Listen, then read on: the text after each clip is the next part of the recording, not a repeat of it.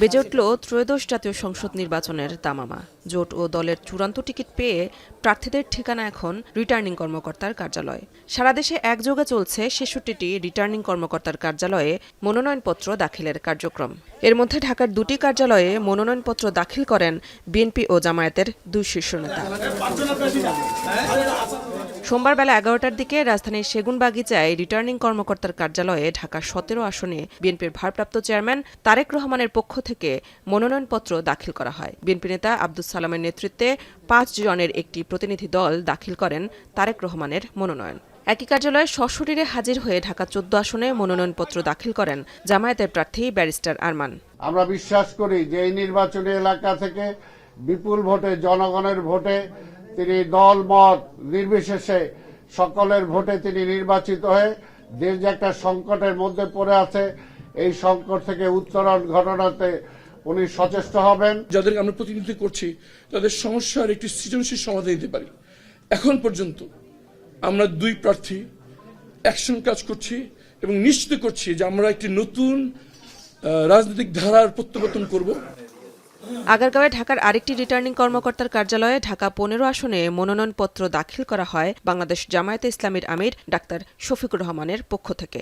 একই আসন থেকে মনোনয়নপত্র জমা দেন বিএনপির প্রার্থী শফিকুল ইসলাম খান মিল্টন।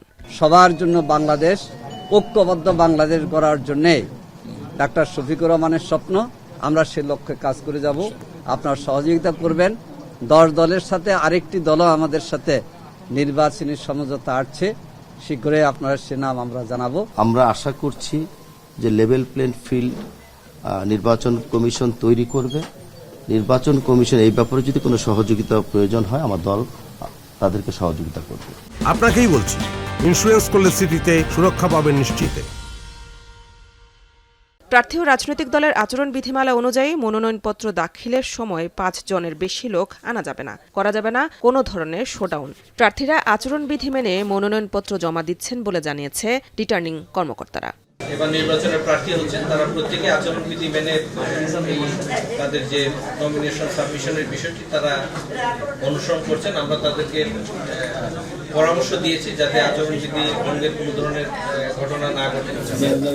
এনডিএমের চেয়ারম্যানের পদ ছেড়ে ধানের শীষ প্রতীক পেতে ঢাকার ১৩ আসনে মনোনয়নপত্র জমা দেন ববি হাজ্জাজ। এছাড়াও ঢাকার ২ রিটার্নিং কর্মকর্তার কার্যালয়ে ঢাকার ২০ আসনে মনোনয়নপত্র দাখিল করেন বিএনপি, জামায়াত, এনসিপি সহ বিভিন্ন রাজনৈতিক দল এবং স্বতন্ত্র প্রার্থীরা। দেশের প্রত্যেকটা জায়গায় চ্যালেঞ্জের জায়গা, তো আমরা তো সেই চ্যালেঞ্জ মোকাবেলা করবার জন্যই এর আগে রাজপথে ছিলাম, এখন আমরা আপনার নির্বাচনের পথে আছি। চ্যালেঞ্জ মোকাবেলা করাটাই আমাদের দায়িত্ব, সেটা আমরা আমাদের জায়গা থেকে পুরোপুরিভাবে করতে চেষ্টা করছি। আমি মনে করি যে আমরা সবকিছু অতিক্রম করে আগামী 12ই ফেব্রুয়ারি আমরা বাংলাদেশের গণতান্ত্রিক অভিযাত্রার জন্য আমরা একটা মাইল ফলক আমরা তৈরি করতে পারবো। আমাদের স্ব অবস্থান থেকে আমরা সর্বোচ্চ সহযোগিতা তত্ত্বাবধায়ক সরকারকে করছি এবং করে যাব ইনশাআল্লাহ। আমরা আশাবাদী একটি সুষ্ঠু নির্বাচন হবে, যে নির্বাচনের মাধ্যমে যে দলই ক্ষমতা আসুক না কেন তারা জনগণের কথা বলবে, জনগণের জন্য কাজ করবে। আমার এলাকার জন্য 20টি অঙ্গীকারবদ্ধ হয়েছি। আমি ইনশাআল্লাহ যদি মানুষের ভোটে নির্বাচিত হই, আমি দিনরাত পরিশ্রম করে মানুষের প্রত্যাশা পূরণ করব। ৩০ ডিসেম্বর থেকে আগামী ৪ জানুয়ারি পর্যন্ত দাখিল করা মনোনয়নপত্রগুলো যাচাই বাছাই করবেন রিটার্নিং কর্মকর্তারা। ঘোষণা করবেন বৈধ প্রার্থীদের নাম। মেহেরিন অ্যানি, এখন, ঢাকা।